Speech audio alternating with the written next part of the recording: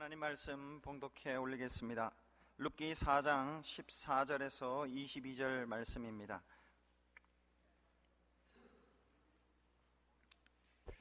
여인들이 나오미에게 이르되 찬송할지로다 여호와께서 오늘 내게 기업 물을 자가 없게 하지 아니하셨도다. 이 아이의 이름이 이스라엘 중에 유명하게 되기를 원하노라. 이는 내 생명의 회복자이며 내 노년의 복량자라. 곧 너를 사랑하며 7 아들보다 귀한 내 며느리가 낳은 자로다 하니라.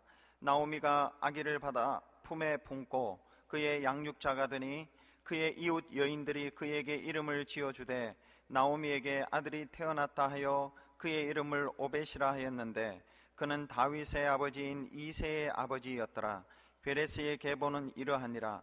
베레스는 헤스론을 낳고 헤스론은 람을 낳고 람은 암미나답을 낳았고 암미나답은 나손을 낳았고 나손은 살몬을 낳았고 살몬은 보아스를 낳았고 보아스는 오벳을 낳았고 오벳은 이새를 낳고 이새는 다윗을 낳았더라. 우리에게 주시는 하나님 말씀입니다.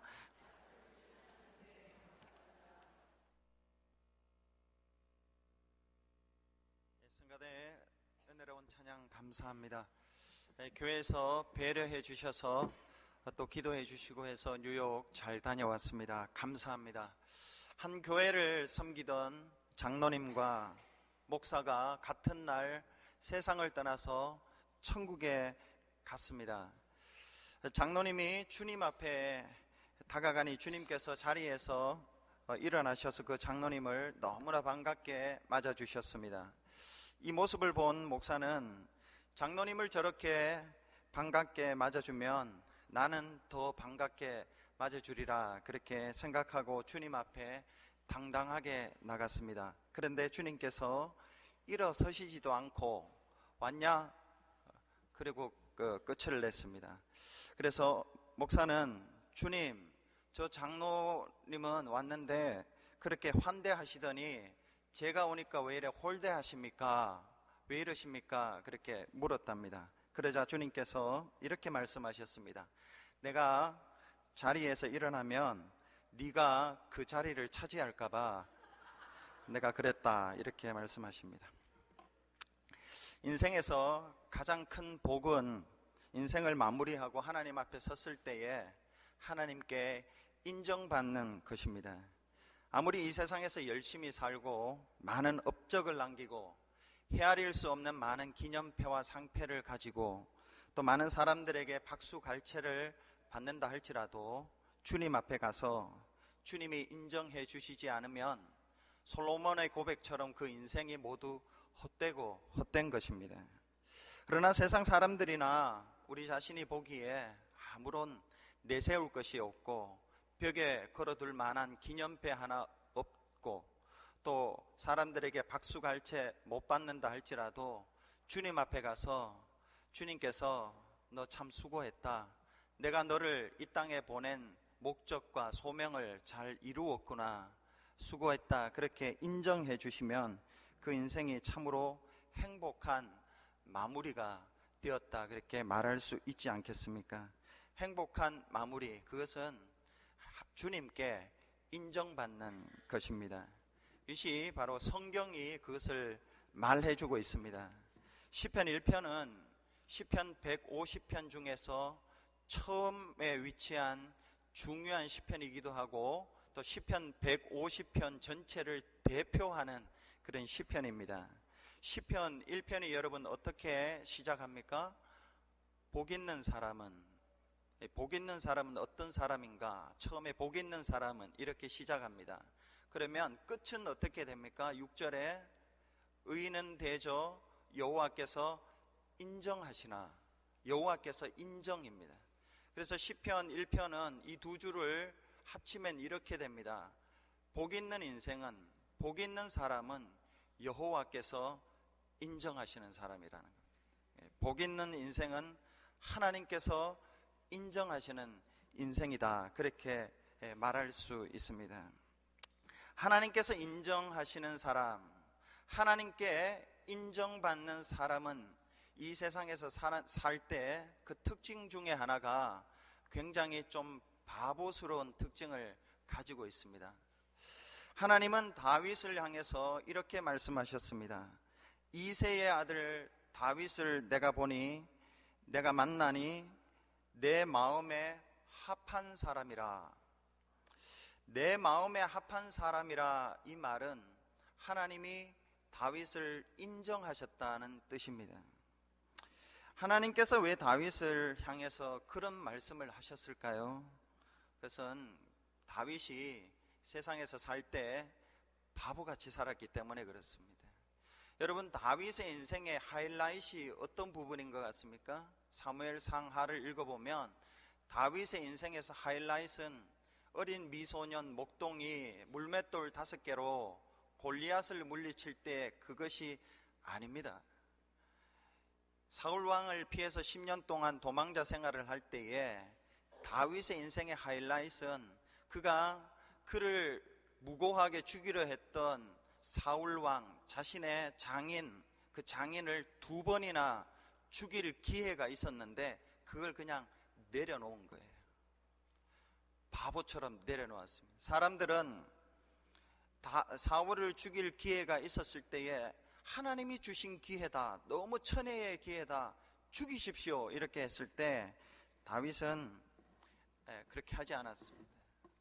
오히려 사울 왕의 옷을 약간 베었는데 그 옷 뱉는 것 가지고도 마음을 아파했습니다. 이것을 두고 사람들은 바보라고 했을 거예요.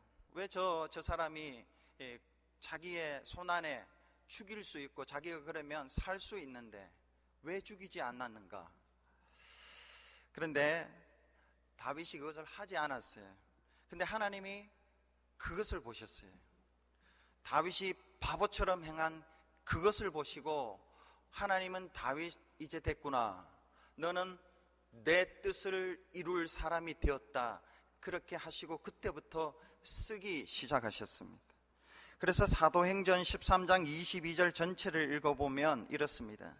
내가 이새의 아들 다윗을 만나니 내 마음에 합한 사람이라. 그리고 그 뒷구절은 이렇게 시작이 됩니다. 뒷구절은 이렇게 끝을 맺습니다. 내 뜻을 다 이루게 하리라 하시더니. 하나님이 인정하시는 사람은 다윗과 같이 세상에서 바보가 되는 것입니다. 세상에서 바보같이 사는 사람들을 하나님께서 인정해 주시는데 왜 인정해 주실까? 그 이유 중에 하나는 하나님을 드러내기 때문에 그렇습니다. 오늘 본문 14절 상반절은 이렇게 말씀합니다. 우리 같이 한번 읽어보겠습니다. 시작. 여인들이 나오미에게 이르되 찬송할지로다, 여호와께서 오늘 내게 기업 물을 자가 없게 하지 아니하셨도다. 주어가 여인들입니다. 여인들이 나오미에게 찬송하자고 합니다. 왜냐하면 여호와 하나님께서 나오미에게 기업 물을 자를 주신 것을 보았기 때문에 그렇습니다. 나오미는 기업 물을 자를 받을 형편이 전혀 되지 않았습니다. 그런데 그에게 기업 물을 자가 생긴 것이 하나님이 주셨다고, 하나님이 주신 거다고. 저 나오미 늙은 과부가 어떻게 기업 물을 자가 생길 수 있느냐? 저거는 자기 능력이 아니라 하나님이 도와주셨다. 그렇게 하나님을 보게 된 것입니다. 그런데 하나님이 그에게 기업 물을 자를 주신 것은 나오미의 선택이었습니다. 나오미가 모압 땅에서 베들레헴으로 돌아오기로 결정하고 돌아올 때에 그 룻과 오르바라는 2 며느리를 돌려보냅니다. 대단한 결정이 아닙니까? 바보 같은 결정입니다. 그런데 오르바가 돌아갑니다. 룻이 같이 따라왔을 때에 이 룻을 계속해서 자기를 섬기라고 내버려 두지 않고 룻의 앞길을 열어주기 위해서 보아스와 결혼을 시킵니다. 이 결정은 나오미의 입장에서는 상당히 손해를 보는, 고통스럽고 외로운 길을 걸어가는 바보스러운 결정입니다.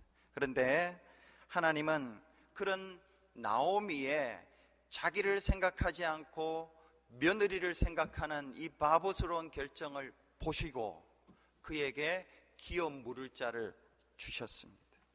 그리고 그 모습을 통해서 여인들이 하나님을 보게 되었습니다. 세상 사람들이 하나님을 어떻게 볼까요? 여러분, 저와 여러분을 통해서 세상 사람들이 하나님을 보게 되어야 됩니다. 하나님의 모습을 저와 여러분을 통해서 보아야 되는데, 저와 여러분의 경쟁력 있고 가지고 이런 것이라기보다는 성경은 말합니다. 바보스러운 결정, 손해보는 결정을 통해서 하나님을 보게 돼요. 전도하거나 선교하러 갈 때 꼭 읽고 묵상해야 할 구절이 고린도전서 1장과 2장입니다. 고린도전서 1장에서는 하나님은 세상에 당신을 드러낼 때 어떤 사람을 통해서 당신의 모습을 드러내는가를 잘 말씀해 주고 있습니다. 1장 27절 28절을 우리 같이 읽어보겠습니다. 시작.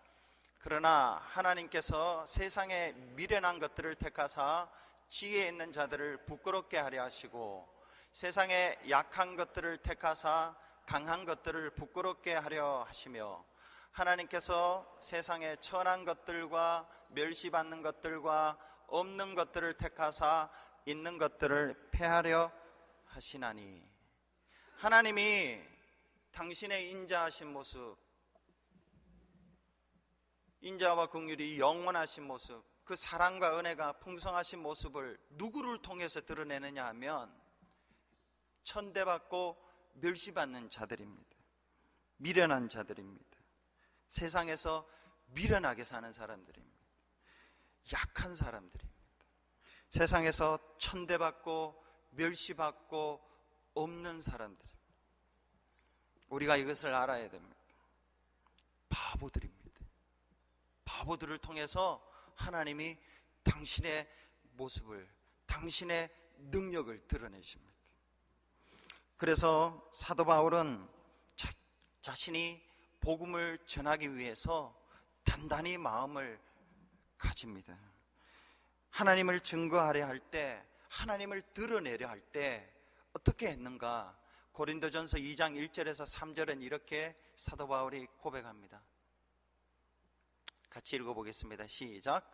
형제들아, 내가 너희에게 나아가 하나님의 증거를 전할 때에 말과 지혜의 아름다운 것으로 아니하였나니, 내가 너희 중에서 예수 그리스도와 그가 십자가에 못 박히신 것 외에는 아무것도 알지 아니하기로 작정하였음이라. 내가 너희 가운데 거할 때에 약하고 두려워하고 심히 떨었노라. 사도 바울이 하나님을 증거할 때에 자신의 아름다운 말과 지혜로 아니했다고 했습니다. 사도 바울은 말을 잘 할 수 있습니다. 많이 배웠기 때문에 수사학적으로 아름다운 말을 구사할 수 있는 능력이 있었습니다. 그런데 그것 가지고 하나님의 능력이, 하나님의 모습이 증거되지 않음을 그가 경험했습니다. 하나님은 그것 가지고 증거하는 것이 아니라는 거. 그래서 말과 지혜의 아름다운 것으로 아니하기로 작정을 한 겁니다.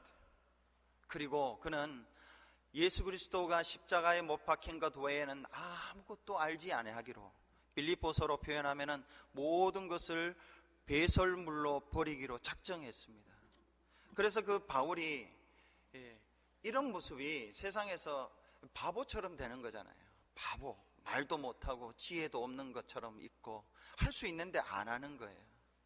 그래서 그가 3절에 내가 너희 가운데 있을 때에 심히 약하고 두려워했다고 했습니다. 그게 그거예요. 바보처럼 있으니까 사람들이 무시하고 경멸하는 거예요.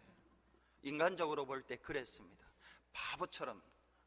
그런데 하나님이 그를 쓰셨습니다. 그리고 고린도전서 2장을 보면은 1장과 2장을 통틀어 보면은 바보 같은 바울을 통해서 십자가의 지혜가 드러났습니다. 성령의 능력이 드러났습니다. 그래서 사도 바울은 이 비밀을 알고, 이 장기로 치면은 차포 다 떼내고 하는 거예요. 전쟁으로 치면은 말과 병거를 의지하지 않는 거예요. 힘이 두렵고 떨리는 모습, 하나님만 바라보고 있는 거예요. 하나님만 의지하는 거예요. 그랬더니 하나님이 그 사도 바울을 통해서 신약의 절반 13권의 성경 쓰게 하셨고, 많은 교회들을 설립하게 하셨죠. 하나님은 저와 여러분이 바보같이 살 때 당신을 드러내십니다. 우리는 때로 바보같이 살면 망하지 않을까 이런 걱정을 합니다. 걱정이 되는 것 사실입니다. 남들은 경쟁력이 있어서 좋은 곳 택하고 백도 있고 잘 나가는데 우리가 일부러 그렇지 못한 것에 대해서, 능력이 없는 것에 대해서, 멸시받는 것에 대해서 열등감도 느끼고 뒤처지지는 않을까, 이렇게 살다가 망하지는 않을까, 그런 걱정을 하게 됩니다. 그러나 성경은 이렇게 이야기합니다. 괜찮다, 하나님이 도와주시겠다, 그렇게 말씀합니다. 하나님은 하나님을 위해서 바보같이 사는 사람을 바보같이 되도록 내버려 두시는 분이 아닙니다. 때가 되면 하나님이 높여주십니다. 우리가 스스로 우리 자신을 높이면 굉장히 수치스럽게 됩니다. 자신이 자신을 높이는 사람은 넘어지게 됩니다.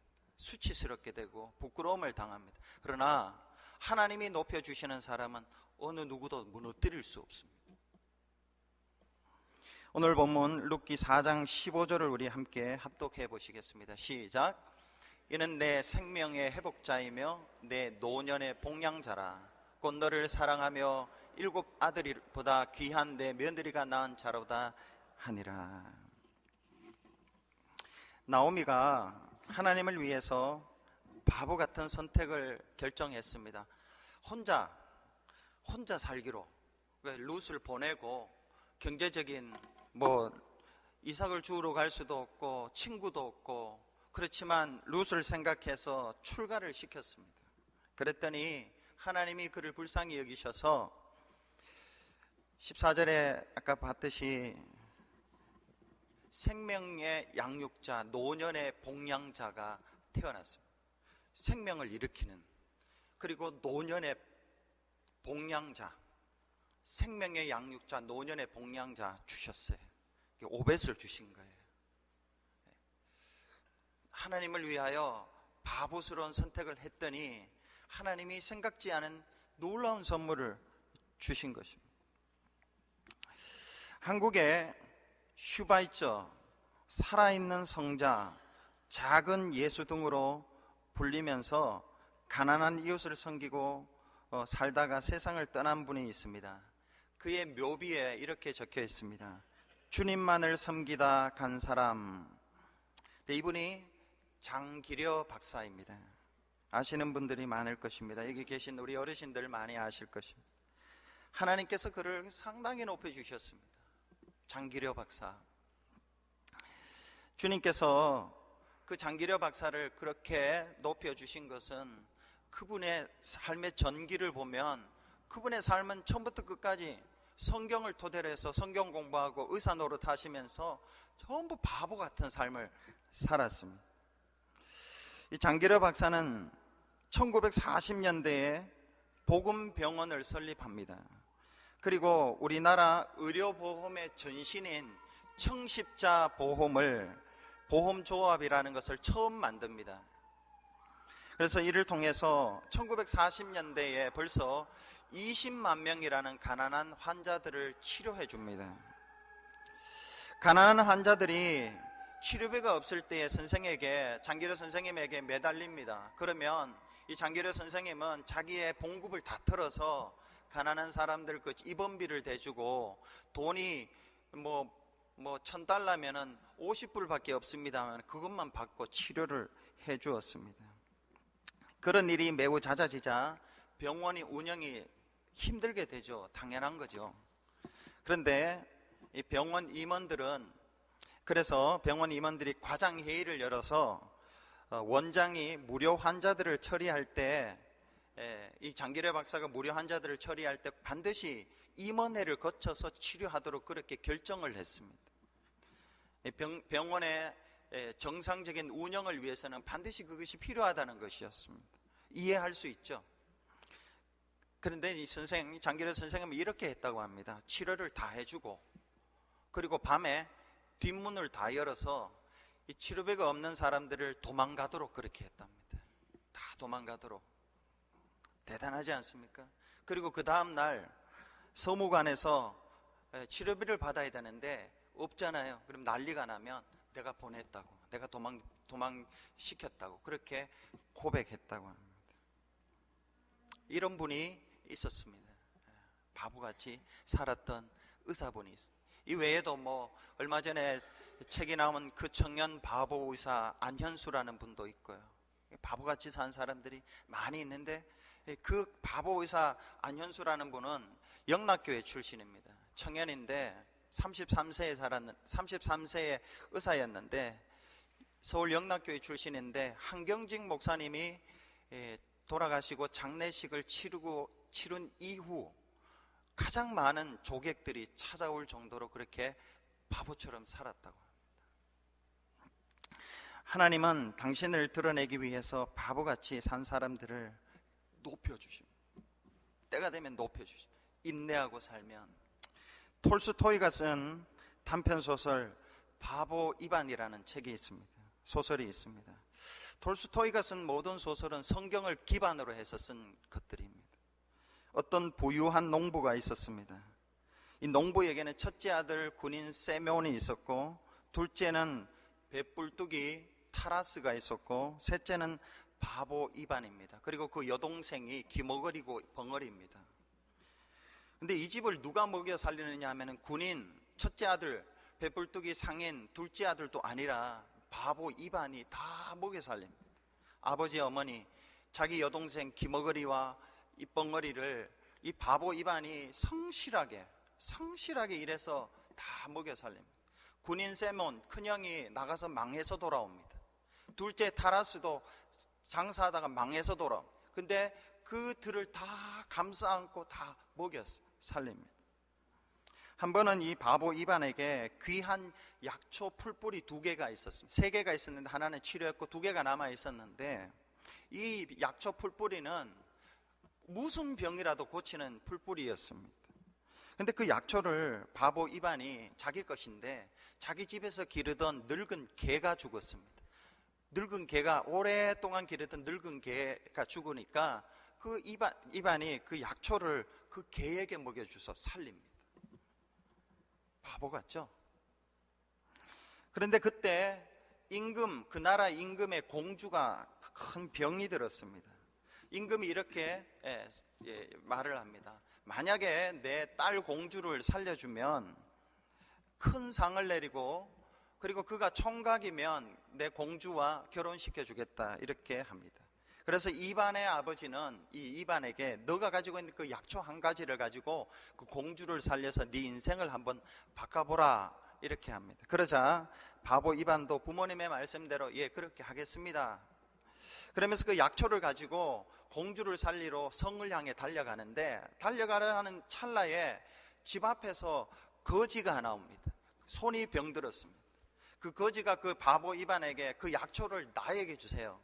내가 이 손이 나아야지 신발끈도 묶을 수 있고 먹고 살 수가 있습니다. 그렇게 이야기하자 이 바보 이반은 정말 바보처럼 그 거지에게 이 약초를 줍니다. 그리고 거지를 고쳐줍니다. 이 사실을 안 부모님은 노발대발을 합니다. 야, 그 약초가 어떤 약초인데, 너가 공주 살리고 너 인생을 바꿀 수 있는 약초인데 그걸 거지에게 주면 어떡하냐고 혼을 냅니다. 그럼에도 불구하고 이 바보 이반은 괜찮습니다. 제가 공주를 고치러 가겠습니다. 아무것도 없이 마차 타고 성을 향해 달려갑니다. 그런데 이상하게 성에 내리자마자 그 공주의 병이 그냥 나아요.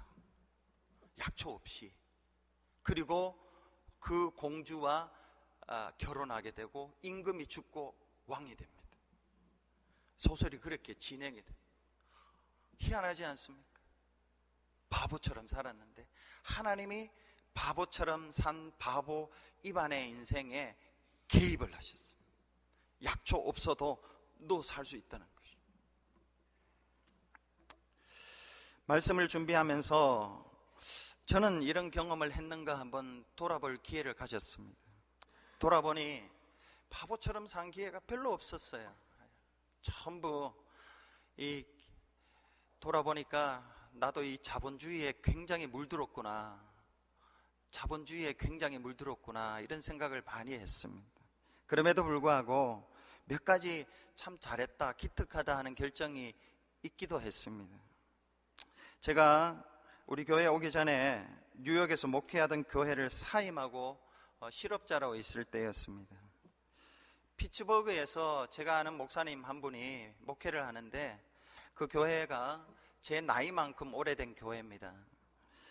교회 창립 기념일을 맞아서 부흥회를 좀 해달라고 했습니다. 그래서 제가 단번에 거절을 했습니다. 제가 무슨 부흥회를 하냐고, 이 실업자가. 그래서 좋은 목사님들 많은데 왜 그래 저를 초청하냐고 그랬더니 그 목사님이 설득해서 할 수 없이 갔습니다. 몇 달을 기도하고 준비하며 부흥회를 갔습니다. 부흥회를 마치고 교회에서 재정 장로님이 저에게 사례비를 주셨습니다. 보니까 꽤 많았습니다. 1,500불 정도 되는 것 같았습니다. 저에게는 굉장히 큰 돈이었죠. 그런데 그때 갑자기 이 저보다 어려운 친구 목사가 생각이 난 거예요.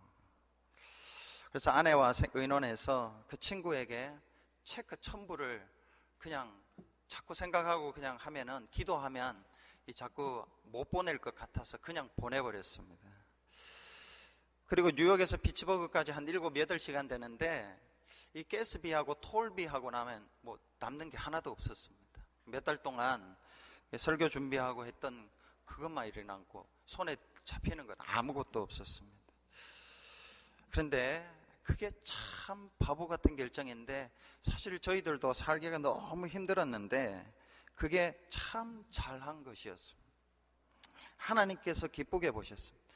그 당시 아내가 벌어오는 돈은 저희 수입이 한 달에 얼마라면 그 절반밖에 벌어오지를 못했습니다. 그 절반은 하나님이 주셔야 됐어요.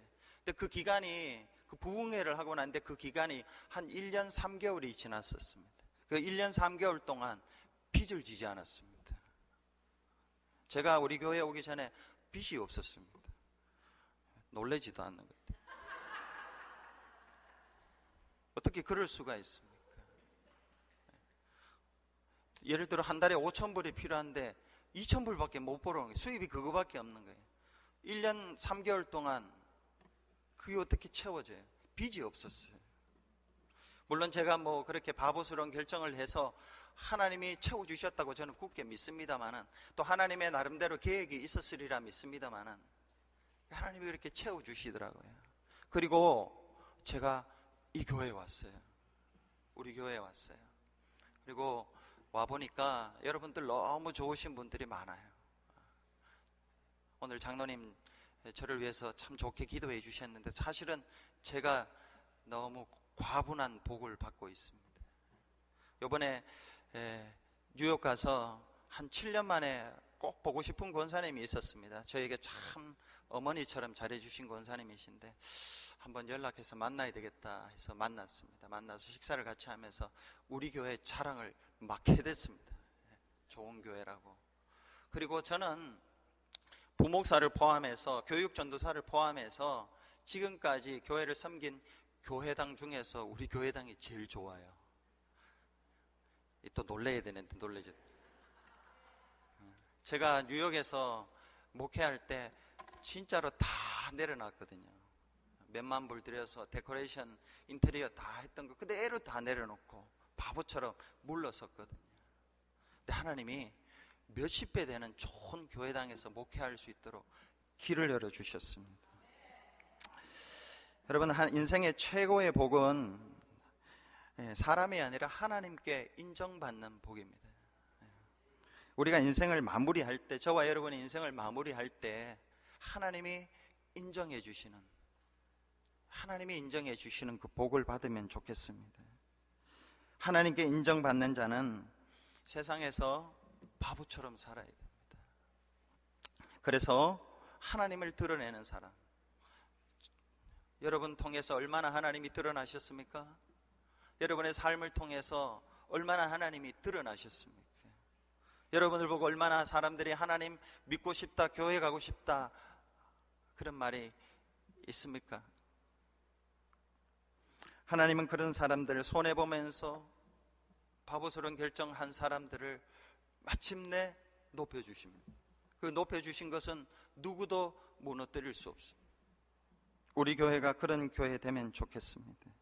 저와 여러분이 이 시카고에서 바보 같은 사람들 모였구나, 바보 이반과 같은 사람, 장기려 선생님과 같은 사람, 이런 사람들이 모였구나, 도대체 그런 사람들이 어떤 사람인가 와보고 싶다, 이렇게 하면 좋겠습니다.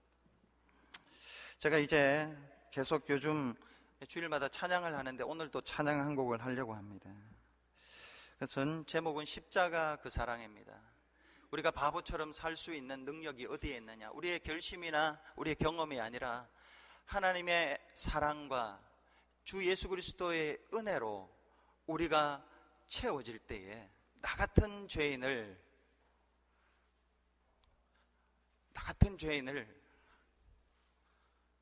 하나님 사랑하셔서 예수님 보내주신 그 은혜를 체험하고, 그리고 우리가 하나님의 보배롭고 존귀한 자녀임을 알 때에 우리가 세상에서 바보처럼 살 수가 있습니다.